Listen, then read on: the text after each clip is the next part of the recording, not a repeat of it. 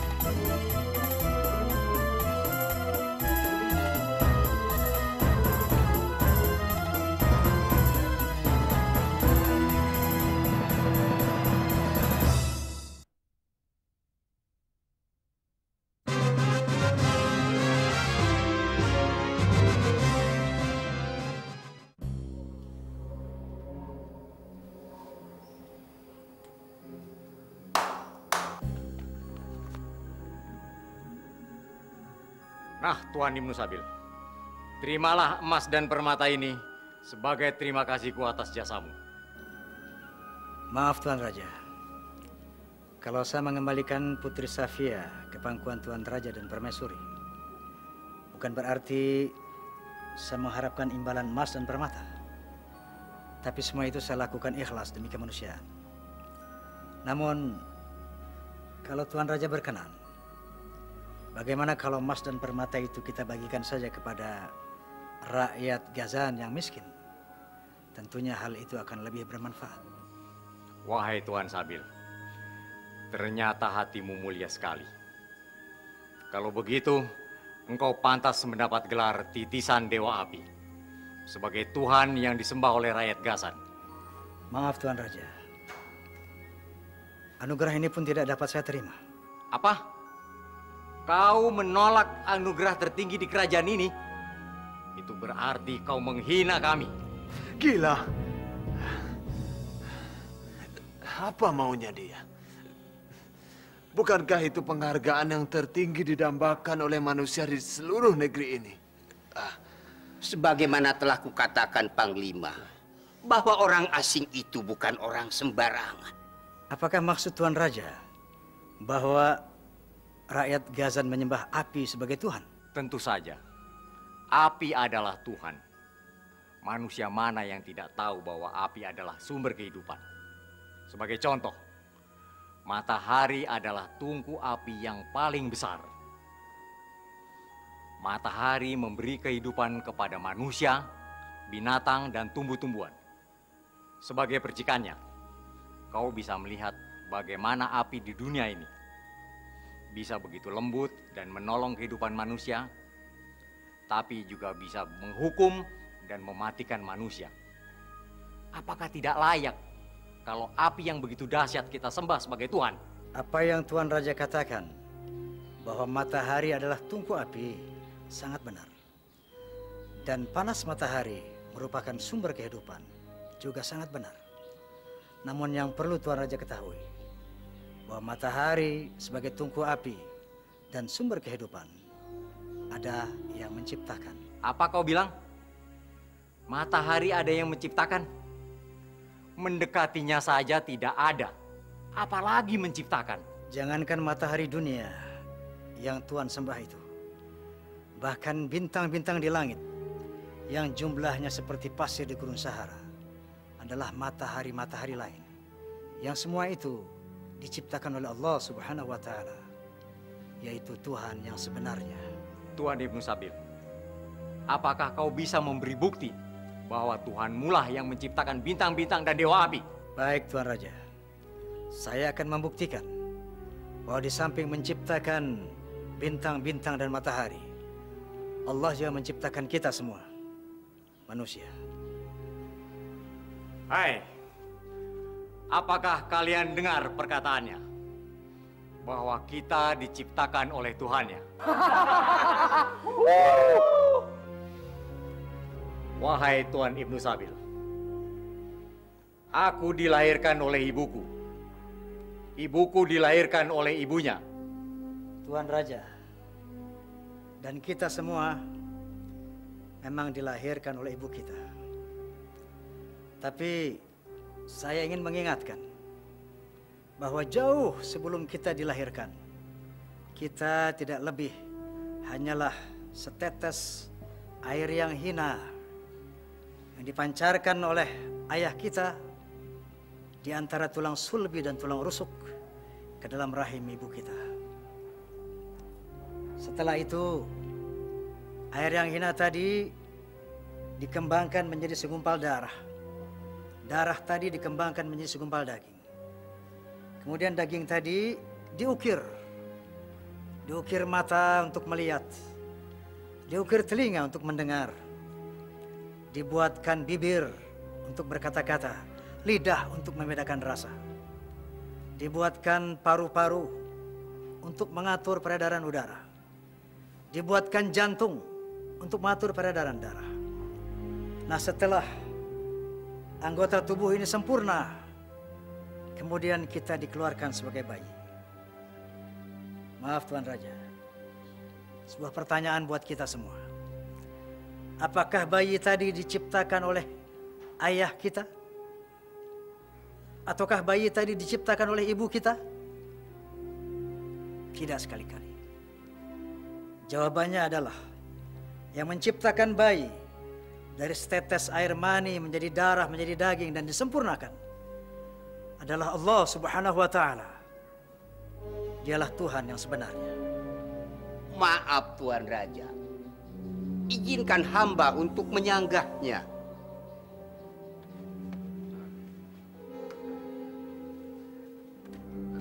Orang asing, yang namanya manusia, binatang, tumbuh-tumbuhan, semuanya itu tidak ada yang menciptakan, tetapi terjadi dengan sendirinya. Oh, itu betul.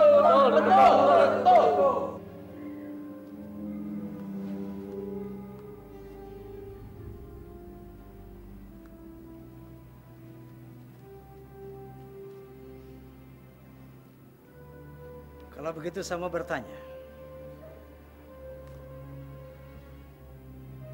apakah gelas ini ada yang membuat atau terjadi dengan sendirinya? Tentu saja ada yang membuat. Itulah hukum akal. Menurut hukum akal, sesuatu yang memiliki bentuk dan ada gunanya, pasti ada yang membuat.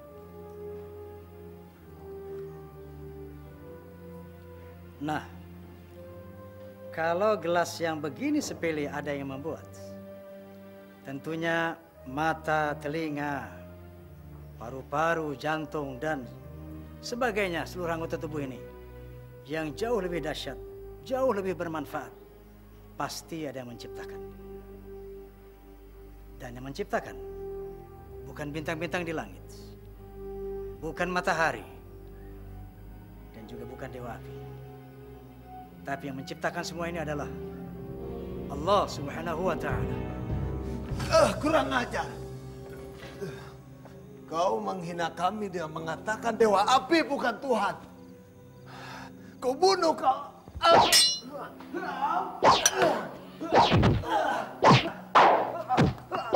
Cukup!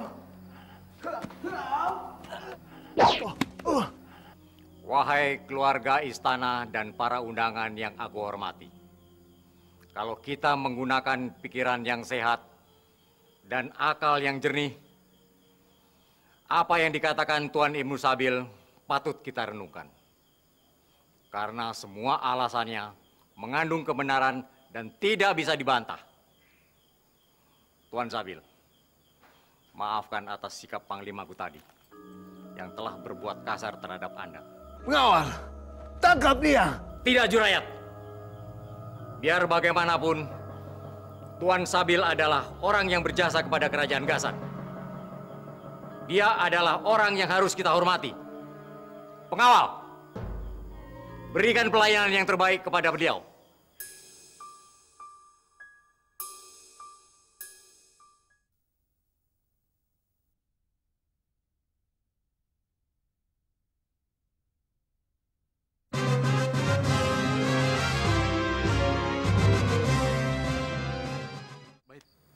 Kapan kita akan memulai rencana kita? Tunggu keadaannya memungkinkan, kawan. Tapi Panglima Babros meminta kita untuk tidak terlalu lama menjalankan tugas ini. Pelan-pelan sajalah. Nanti kalau sudah waktunya, kita masuk. Ya, aku percaya padamu, Gorin. Baik. Aduh, lupa terus kamu.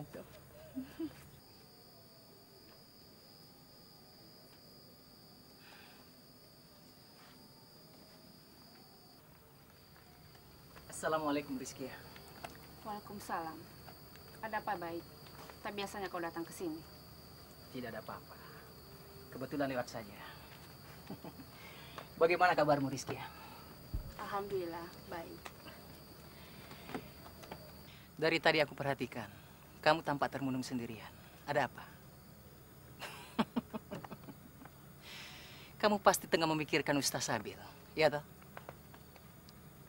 Rizkia. Aku masih terkesan akan kecantikan Putri Safia. Oh ya? Ya. Siapapun laki-laki akan jatuh cinta bila terus bersama dengan dia. Apa maksudmu, Baik? Apa kamu percaya begitu saja? Kalau antara Ustaz Sabil dengan Putri itu tidak terjadi apa-apa. Kurasa itu bukan urusanmu. Benar, Rizkia. Tapi apakah salah kalau aku itu merasa kasihan terhadapmu?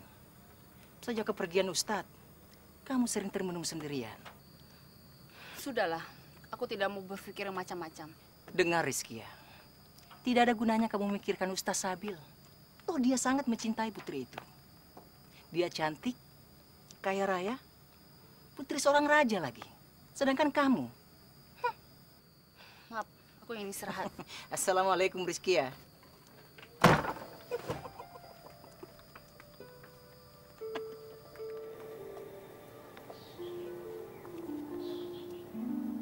Apakah aku boleh memeluk agama Tuhan? Subhanallah. Mengapa tidak? Tapi, apa tidak sebaiknya aku mohon izin dulu pada Hayanda Raja dan Ibunda Permaisuri? Di dalam beragama, manusia berhak menentukan keyakinannya sendiri. Tapi seandainya kau memohon restu dari kedua orang tuamu, tidak ada salahnya. Lihat, Panglima. si bedebah itu mulai mempengaruhi keluarga istana satu persatu dengan agama barunya itu. Ini harus segera dicegah, Panglima. Akan kubunuh orang asing itu, penasehat.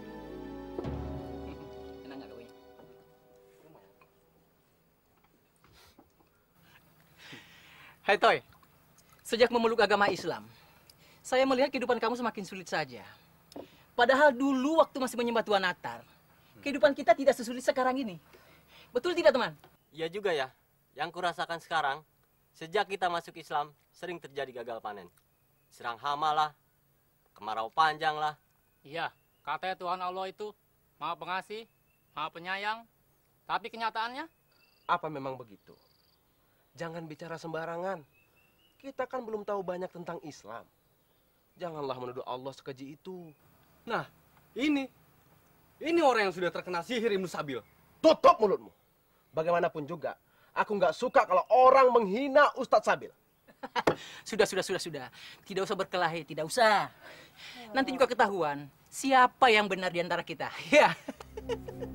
Penasehat, aku sudah tidak sabar lagi ingin membunuh si Koris itu. Jangan, Jurayaj. Kenapa?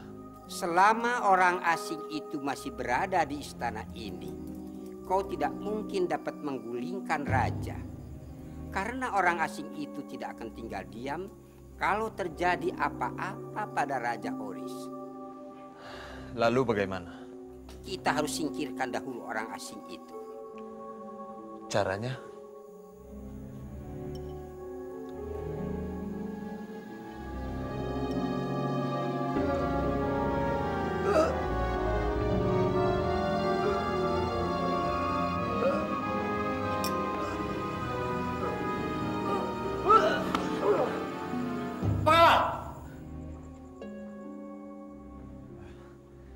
Ada apa, Tuan Raja? Coba kau periksa orang itu. Setelah dia mencicipi makanan, dia terjatuh.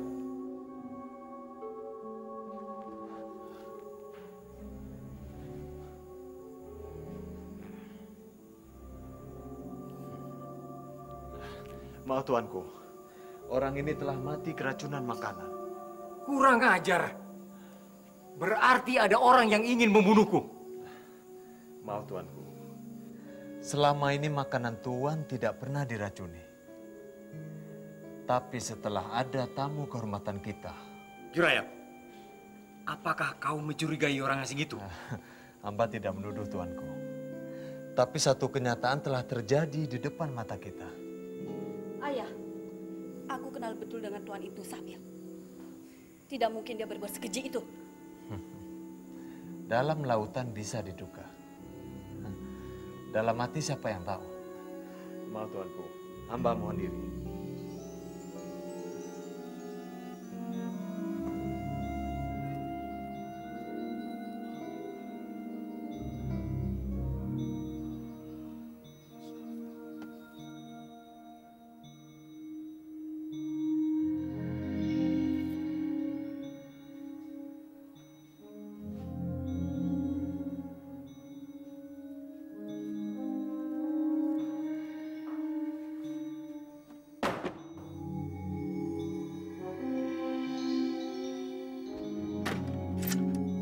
Siapa kau?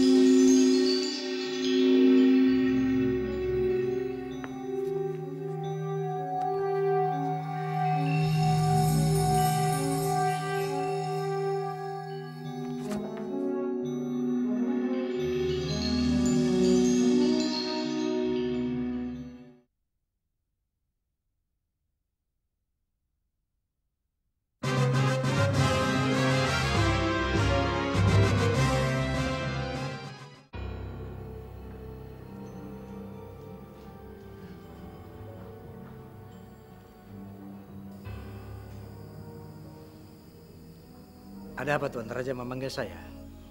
Tuan Ibnu Sabil, bagaimana tidurmu semalam? Nyenyak bukan? Alhamdulillah. Namun, tengah malam aku terbangun. Tengah malam terbangun? Ya. Hal itu biasa kulakukan untuk melakukan sholat tahajud. Setelah itu, kau kemana? Ayah, pertanyaan ayah telah menyudutkan Tuan Sabil. Diam kau, Safia. Maaf Tuan Raja. Ada apa gerangan? Adakah sesuatu milikmu yang hilang? Tidak ada. Bukankah ini milikmu? Ya. Itu milik saya. Tapi bagaimana tasbih itu bisa berada di tangan Tuan?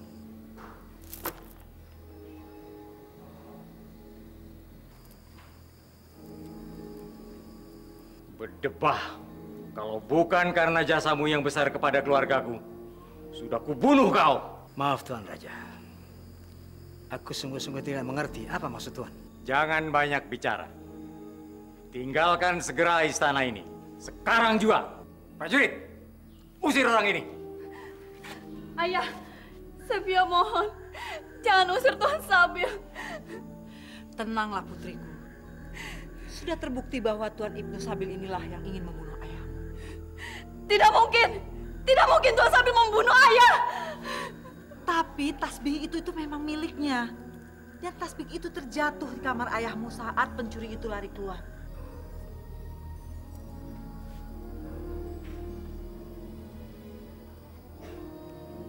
Baik Tuan Raja. Sekarang aku akan pergi. Tapi satu saat aku pasti akan datang kembali untuk membuktikan bahwa semua ini adalah fitnah. Tuan Sabil! Tuan Sabil, jangan pergi, Tuan Sabil! Astagfirullah. Kau lihat kedua orang itu, Dik? Apa tidak salah pandanganku? Benar. Sepertinya mereka sedang. Biar, kau hajar mereka. Jangan. Sebaiknya kita lapor Pak Yasin saja. Ayo.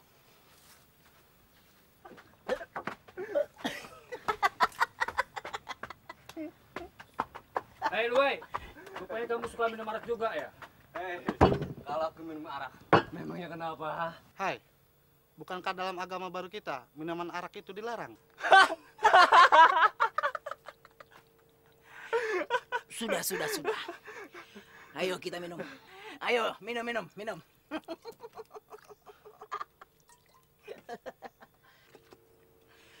Saudara-saudara, mari kita bersenang-senang. Iya juga ya. Mumpung Ustadz tidak ada. Astagfirullahaladzim. Woi, Baid, apa yang kalian lakukan? Biasa, minum arak, Pak Yasin. Bukankah kalian tahu bahwa minuman itu haram? Minuman haram, menjudi haram, memperempuan haram, semua haram.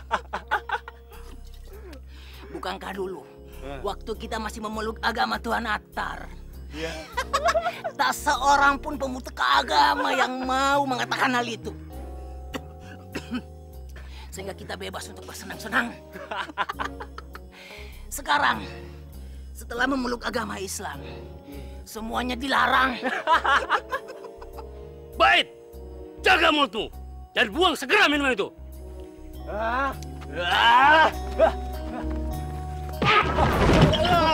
Bangsat!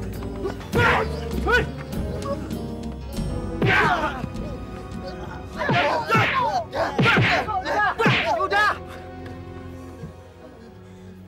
Jangan main hakim sendiri. Apa hukumannya buat mereka? Tunggu saja sampai Ustadz datang. Kalian mau saja dibohongi oleh Ibnu Sabil. Sabar. Kita di sini dilarang bersenang-senang. Tapi dia di sana sedang bersenang-senang dengan Putri Safia. Sabar. Apakah dia mau tahu kesulitan kita selama ini? Hah?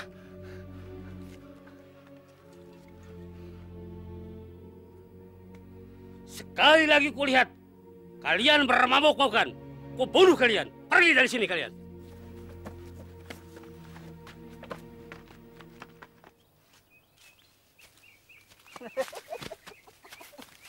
Hoi, perempuan cantik. Hei, kurang ajar ya. Awas, kalau ada yang berani menyentuhku, kasih tahu Ustaz. Ustaz. Apa Ustaz Sabil? Dia tidak akan kembali lagi ke sini. Karena dia tengah hanyut di buaya asmara. Asmara. Safia. Ayo.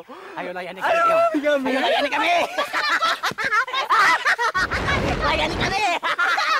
Wah, layani kami. Hei, berhenti. Kurang ngajar.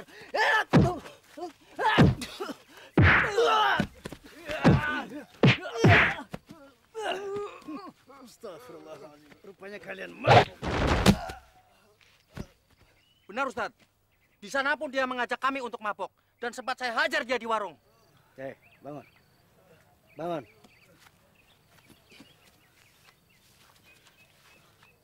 Qala ta'ala إنما يريد الشيطان أن يوقع بينكم العداوة والبغضاء في الخمر والميسر ويصدكم عن ذكر الله وعن الصلاة فهل أنتم منتهون. Berfirman Allah Subhanahu wa taala, sesungguhnya syaitan berkehendak menciptakan kebencian dan permusuhan di antara kalian melalui minuman keras dan perjudian. Dan syaitan menginginkan kamu lupa kepada Allah dan lupa kepada salat melalui minuman keras. Wa qala Rasulullah sallallahu alaihi wasallam, al-khamru ummul khaba'ith. Kata Nabi sallallahu alaihi wasallam, minuman keras itu ibu daripada segala kejahatan. Artinya minuman keras adalah sumber daripada segala kejahatan. Kalau orang sudah mabuk, maka dia bisa mencuri, bisa merampok, bisa membunuh, dan bisa memperkosa seorang wanita. Di samping itu, selama Ustadz tidak ada, mereka juga menghasut kami untuk keluar dari agama Islam dan kembali ke agama semula. Kalau begitu, mereka adalah orang-orang munafik. Apakah kalian tahu hukuman yang pantas untuk orang munafik? Mereka pantas untuk dihukum mati. Betul, Ustaz. Betul. Tapi mari kita beri kesempatan kepada mereka untuk bertobat. Baik, Luai, tinggalkan tempat ini dan jangan pernah kembali sebelum kalian bertobat kepada Allah Subhanahu wa taala. Pergi.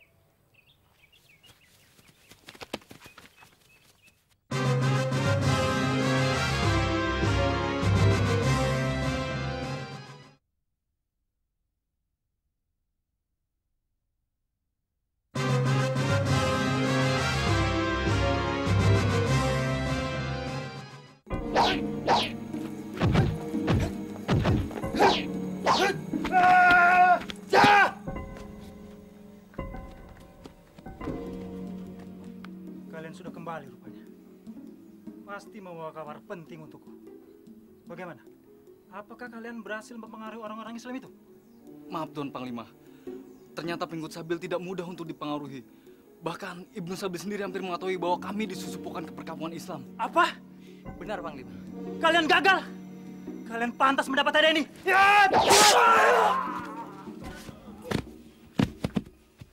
Hei Babrus, apa yang kau lakukan? Ampun Yang Mulia.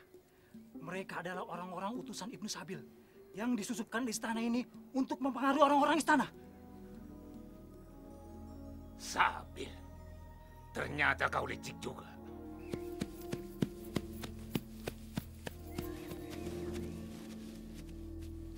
Kenapa orang itu? Mari kita lihat.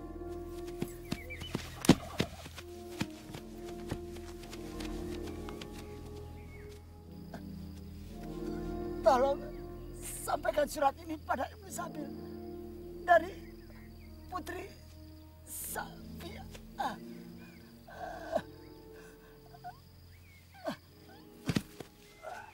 Inna lillahi wa inna ilaihi raji'un.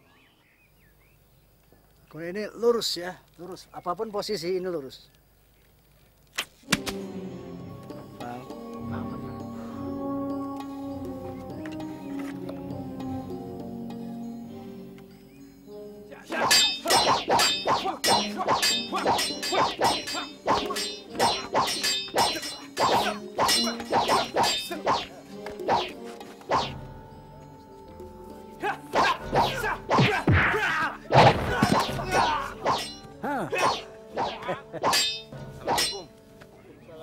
Waalaikumsalam warahmatullahi wabarakatuh. Maaf Ustaz, tadi ada orang berkuda dan terpana di punggungnya. Benar, Ustaz. Menitipkan surat ini untuk Ustaz. Katanya dari Putri Safia, Ustaz. Lalu mana orangnya? Sudah mati, Ustaz. Inna lillahi wa inna ilaihi raji'un. Tolong diurus mayatnya. Baik, Ustaz. Baik, Ustaz. Assalamualaikum. Waalaikumsalam.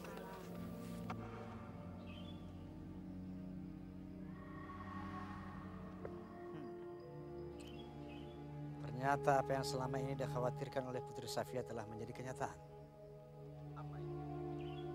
Ayahnya Raja Qoris telah digulingkan oleh Panglima Jurayat. Untuk apa? Karena Panglima Jurayat adalah orang yang zalim. Apabila dia berkuasa, tentunya rakyat Gazan akan menderita karena kezalimannya. Tapi Ustadz... Ya, aku mengerti bahwa untuk melakukan hal ini tidak mudah. Kita perlu siasat dan orang yang cukup banyak.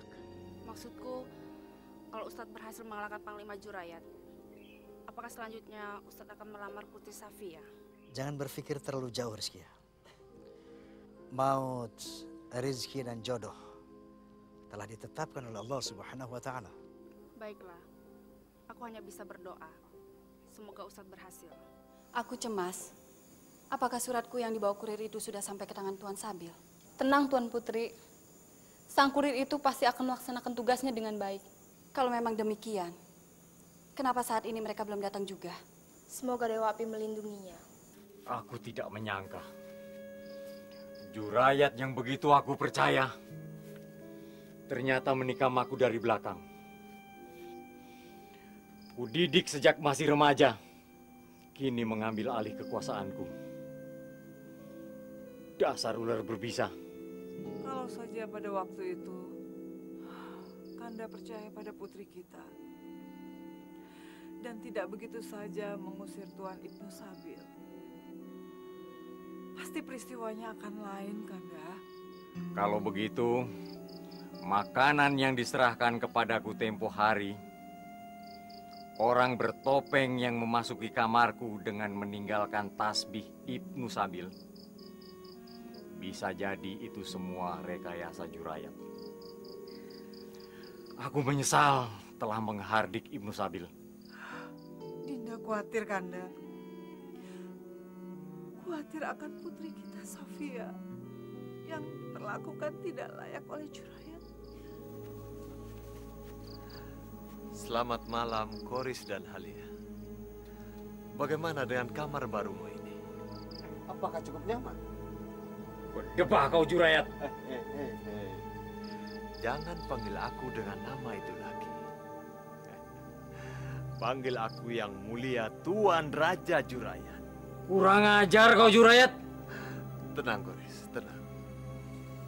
Aku datang ke sini untuk membawa kabar baik.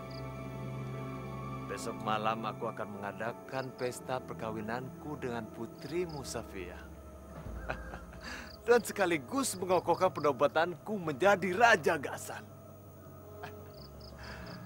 Tapi sayang, kau tak bisa hadir untuk menyaksikannya. Berdebah! Kubunuh kau, Jurayat!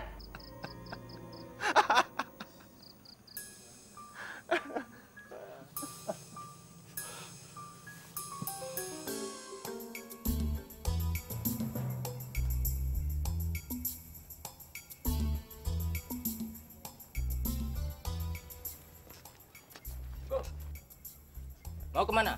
Kami adalah para seniman yang diundang oleh Tuan Raja Jurayat untuk menghibur pesta pernikahannya besok. Apa yang kalian bawa dalam kereta itu? Ini sebagian alat musik dan sekedar bahan makanan kami di perjalanan.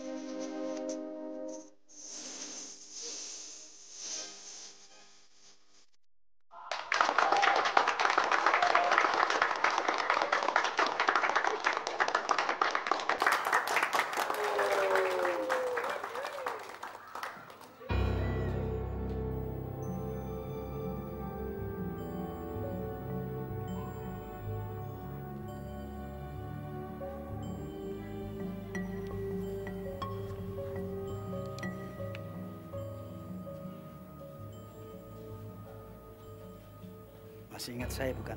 Kurang ajar. Kau rupanya.